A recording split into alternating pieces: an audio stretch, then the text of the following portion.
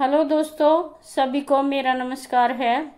आज एक ऐसे बालक की कहानी लेकर के आई हूँ जो अनाथ है और जिसको इस दुनियादारी का कुछ नहीं पता और वो कैसे सरवाइव करता है लाइफ में, कैसे आगे बढ़ता है। ये पुराने जमाने की बात है।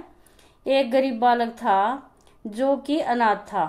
एक दिन वो बालक एक संत के आश्रम में आया और बोला कि बाबा, आप सबका ध्यान रखते हैं, मेरा इस दुनिया में कोई नहीं है, तो क्या मैं आपके यहाँ आश्रम में रह सकता हूँ?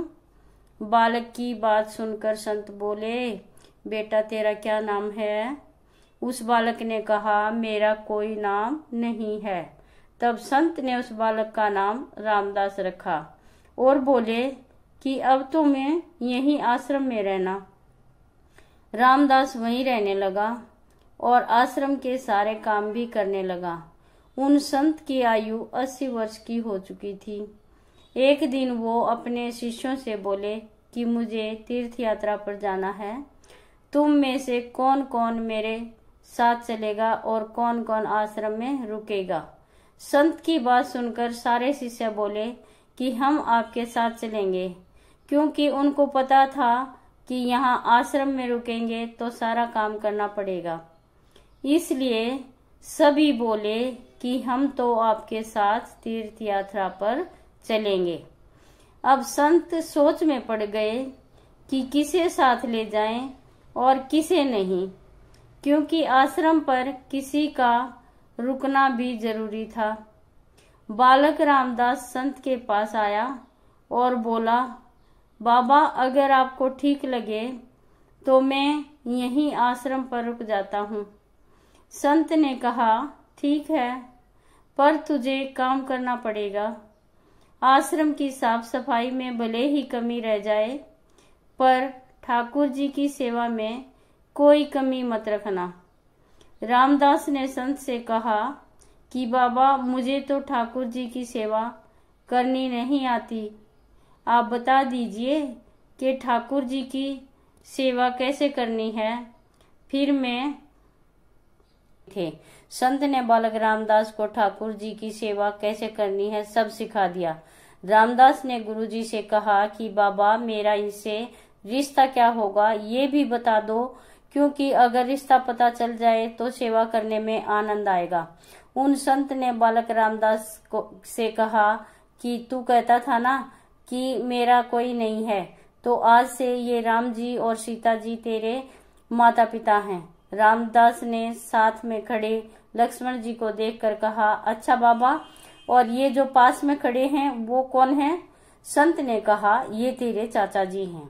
और हनुमान जी के लिए कहा कि ये तेरे बड़े भैया हैं। रामदास सब समझ गया और फिर उनकी सेवा करने लगा। संत शिष्यों के साथ यात्रा पर चले गए। आज सेवा का पहला दिन था। रामदास ने सुबह उठकर स्नान किया, आश्रम की साफ सफाई की और भिक्षा मांग कर लाया। फिर भोजन तैयार किया, फिर भगवान को भोग लगाने के लिए मंदिर आया। रामदास ने श्री राम, सीता जी, लक्ष्मण जी और हनुमान जी के आगे एक एक थाली रख दी और बोला, अब पहले आप खाओ, फिर मैं भी खाऊंगा। रामदास को लगा कि सच में भगवान बैठकर खाएंगे, पर बहुत देर हो गई, रोटी वैसे की वैसी थी। तब बालक रामदास ने सोचा, नया नया रिश्ता बना है तो शर्मा रहे होंगे। रामदास ने पर्दा लगा दिया। बाद में खोल कर देखा, तब भी खाना वैसे का वैसा पड़ा था। अब तो रामदास रोने लगा कि मुझसे सेवा में कोई गलती हो गई, इसलिए खाना नहीं खा रहे हैं, और ये नहीं खाएंगे तो मैं भी नहीं खाऊंगा और मैं भूख से मर जाऊंगा, इसलिए मैं तो अब पहाड़ से कूदकर ही मर जाऊंगा। रामदास मरने के लिए निकल जाता है। तब भगवान राम जी हनुमान जी को कहते हैं कि हनुमान, जाओ उस बालक को लेकर आओ और बालक से कहो कि हम खाना खाने के लिए तैयार हैं। हनुमान जी जाते हैं और रामदास कूदने ही वाला होता है कि हनुमान जी पीछे से पकड़ लेते हैं और बोलते हैं, क्या कर रहे हो? रामदास कहता है, आप कौन? हनुमान जी कहते हैं, मैं तेरा भैया हूँ। इतनी जल्दी भूल गए? रामदास कहता है, अब या आए हो इतनी देर से, वहां बोल रहा था कि खाना खा लो, तब आए नहीं, अब क्यों आ गए?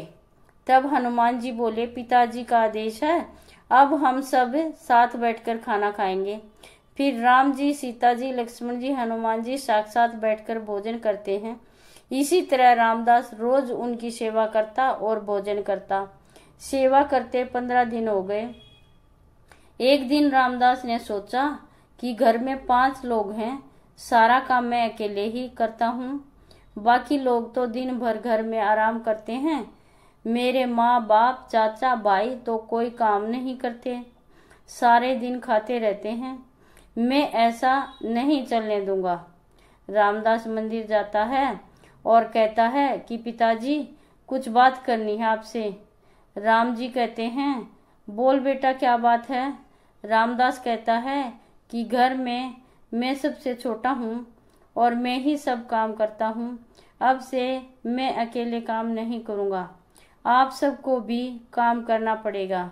आप तो बस सारा दिन खाते रहते हैं और मैं काम करता रहता हूँ। अब से ऐसा नहीं होगा। राम जी कहते हैं, तो फिर बताओ बेटा, हमें क्या काम करना है?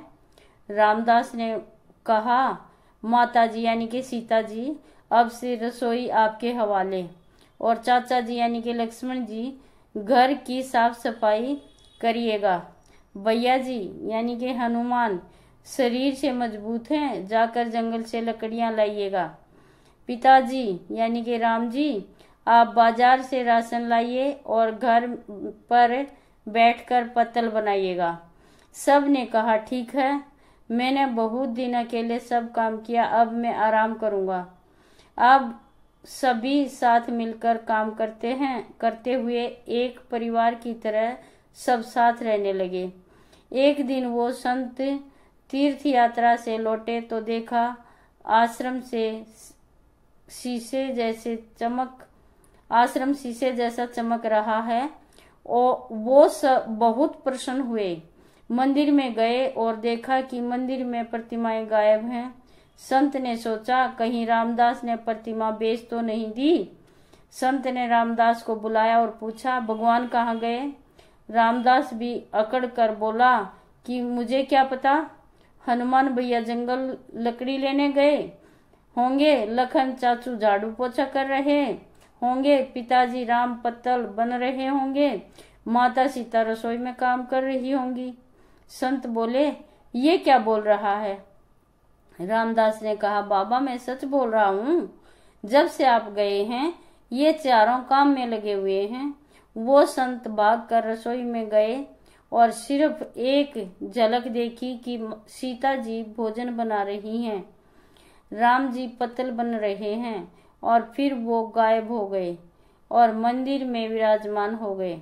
संत रामदास के पास गए और बोले, आज तुमने मुझे मेरे ठाकुर जी का दर्शन कराया, तू धन्य है। और संत ने रो रो कर रामदास के पैर